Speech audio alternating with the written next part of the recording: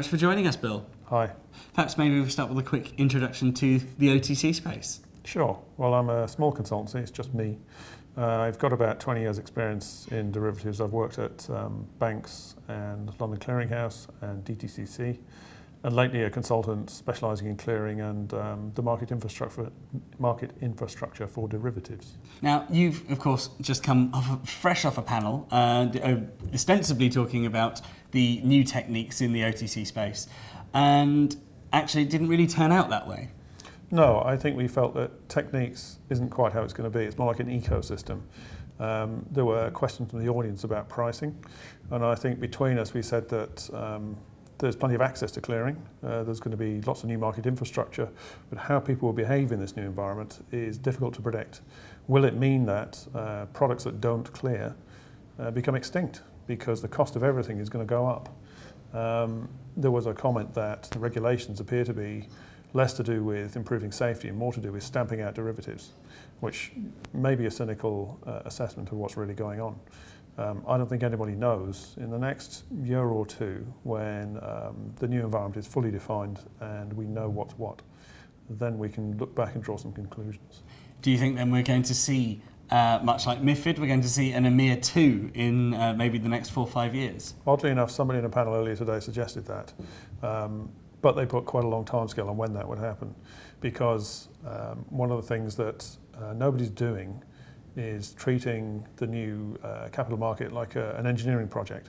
So if you're building a complex machine, you create a prototype and you smash it to bits until it breaks and figure out where it fails, and then you design it better. With the capital markets, we can't crash test it. So the regulators and politicians are inventing a new environment that none of us really know how it's going to work. So we're just going to have to just try it out, see where it starts to fail, and hopefully seal the cracks before they get too big. I would hope so. I mean, the politicians and the regulators think that clearing will somehow make things safer. I think another point of view is it makes everything more concentrated, and if there were any failures, the consequences could either be bigger or smaller, depending on the outcome. And will this give clearinghouses an unintended monopoly on the whole structure of the OTC market, because suddenly everyone has to go to them? It certainly gives them a good business opportunity when your customers are driven to you by law.